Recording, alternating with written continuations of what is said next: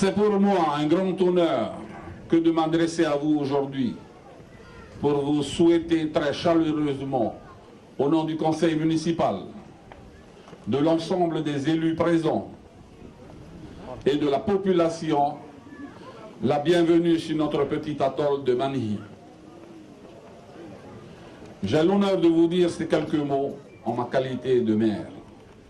Je vais également profiter de l'occasion qui m'est donnée pour essayer, en toute humilité, de me faire le porte-parole des 17 communes qui composent ces deux archipels des Tuamotu et des Gambiers, toutes dispersées sur un territoire aussi vaste que l'Europe. Je salue la présence des maires et maires délégués qui ont pu faire le déplacement. Certains sont venus en avion, d'autres ont fait plus de 13 heures de bateau pour venir à votre rencontre. Marulu, Marulu, Tawanama.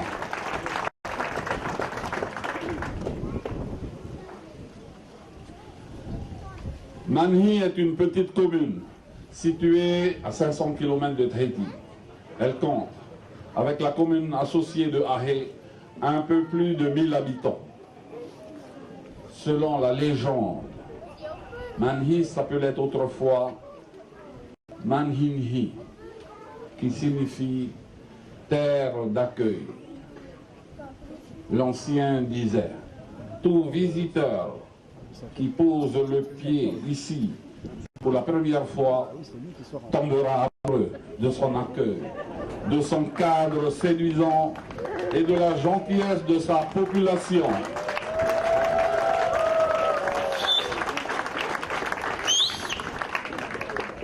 En tahitien, on dira Notona Here Yao. Manhi, c'est aussi le berceau de la perle noire. La première ferme de Polynésie, c'est Manhi. Le premier greffeur polynésien, c'est Manhi. Et je voudrais qu'on salue la personne ici présente là.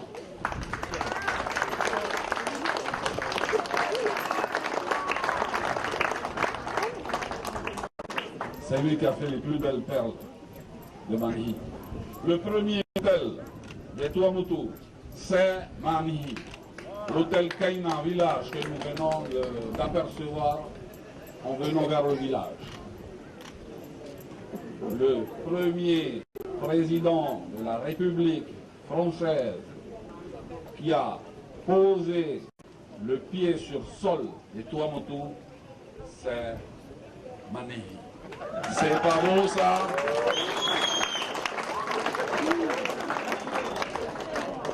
C'est Manhi.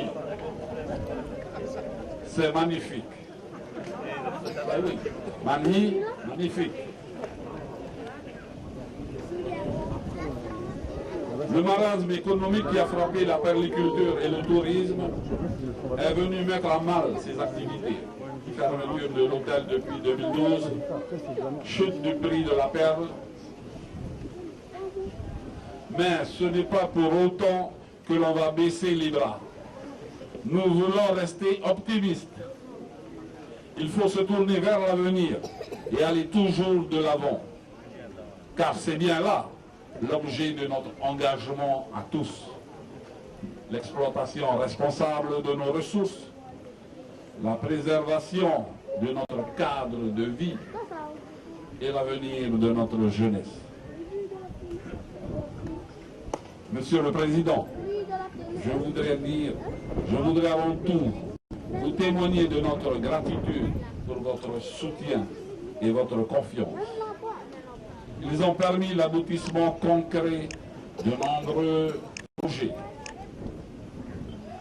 En effet, face à l'éloignement des centres d'approvisionnement situés à Tahiti, face aux nouveaux défis de la société du XXIe siècle, et pour la préservation des ressources naturelles, les élus de la commune de Manhi ont fait le choix d'un avenir énergétique plus responsable, plus propre et plus autonome. Nos deux centrales de Mani et Ahé s'inscrivent désormais dans une démarche de développement durable voulue par le pays qui contribue d'une part à la diminution des besoins en énergie fossile, c'est-à-dire au gasoil, et d'autre part à la baisse des dépenses de notre budget de fonctionnement. Préserver notre cadre de vie, c'est aussi affronter les défis liés aux enjeux climatiques, pour lesquels je vous sais très engagé. Nous vivons dans ce paradis, un petit bout de terre isolé dans l'immensité de l'océan Pacifique. Un paradis qui peut rapidement se transformer en enfer en cas de catastrophe naturelle. Nous sommes vulnérables et impuissants face au déchaînement des éléments. Dans le pire des scénarios, nos îles basses doivent affronter des vagues pouvant atteindre 12 mètres. Beaucoup ici ont vécu les nombreux cyclones qui ont ravagé notre archipel en 83. Le cyclone Orama est toujours en mémoire. Cette année 83, nous avons reçu 5 cyclones. Mais Orama est celui qui a ravagé les Tuamotu et qui a laissé des blessures.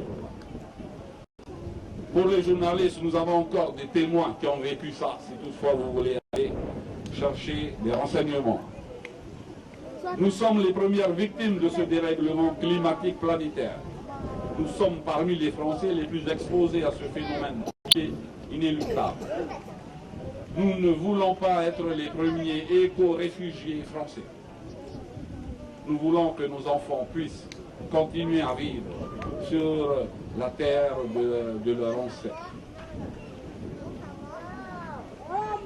Le nouveau plan abri qui a été signé avec le pays est la plus grande importance pour nous.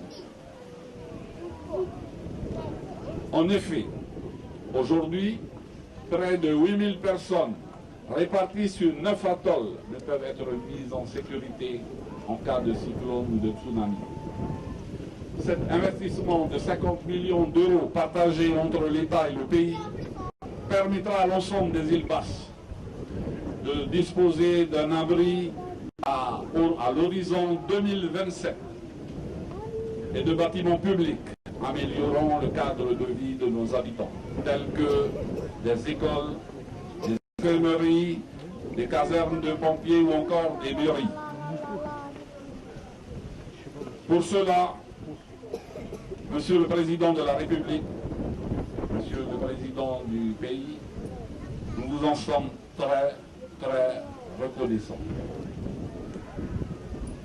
D'autres challenges nous attendent ces 5 prochaines années.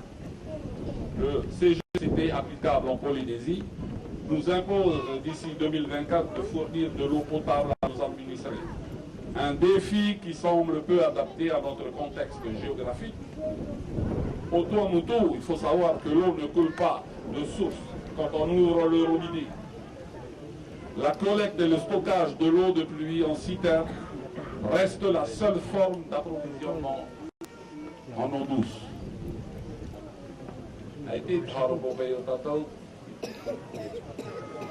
Autre défi de taille à relever, celui de la gestion des déchets, qu'il s'agisse des déchets ménagers, des déchets de la perliculture. Nous devons réussir à trouver une solution. Il en va de la préservation de notre fragile écosystème. L'éloignement de Tahiti est financièrement inaccessible, le rapatriement des déchets par bateau. Ça revient trop cher, Président. Nous devons donc être innovants et miser sur le recyclage en circuit court. Je sais encore une fois compter sur les services du pays et de l'État pour être à nos côtés. Enfin, les Tuamotu et les Gambiers disposent de nombreux atouts économiques tels que le tourisme, la perliculture, le copra et la pêche. Nous dirons que ces atouts économiques ont été préservés dans cette période de crise sanitaire grâce au soutien massif du Fonds de solidarité aux entreprises dont nous avons largement bénéficié et aux aides mises en place par le pays pour accompagner les salariés. Plus que jamais, nous avons besoin de formations adaptées à notre réalité. Nous devons structurer cette économie pour la rendre durablement viable. Nous fondons notamment beaucoup d'espoir sur le projet du gouvernement d'Édouard Fritsch de créer un lycée de la mer. Une ambition que nous soutenons avec force, car il permettra de former nos jeunes de demain. L'avenir de nos atolls et bien sûr celui de notre jeunesse doit s'appuyer, j'en suis sûr, sur le développement de l'économie bleue. Ainsi, nous deviendrons des patrons et non plus des travailleurs. Toute l'énergie déployée par les élus qui sont présents aujourd'hui n'a qu'un aboutissement: permettre à notre jeunesse de vivre dans des conditions dignes et de pouvoir développer une activité économique responsable et durable. Monsieur le Président, nous sommes résolument inscrits dans une démarche résiliente de préservation de nos ressources naturelles et économiques. Nous n'y arriverons pas seuls. Pour y faire face, il est nécessaire de mettre en place une politique d'investissement public ambitieuse et concrète. Vous pouvez compter sur nous et nous savons pouvoir compter sur vous. Je ne vais pas être plus long, même s'il reste tant de choses à dire. Mais pourrons-nous peut-être trouver nos échanges avec l'ensemble des élus et la population? J'ai tenté de porter la parole des maires ici présents pour que vous entendiez la réalité quotidienne de cette partie de l'archipel de la France. Nous voulons rester paisiblement et vivre dans nos îles. Avec l'aide de l'État et du pays, nous y arriverons. Votre soutien et votre présence parmi nous aujourd'hui nous honore et est la preuve de votre attachement à nos populations des archipels éloignés de la Polynésie française. Nous ne nous sentons pas oubliés. Monsieur le Président, je vous remercie de votre bienveillante attention.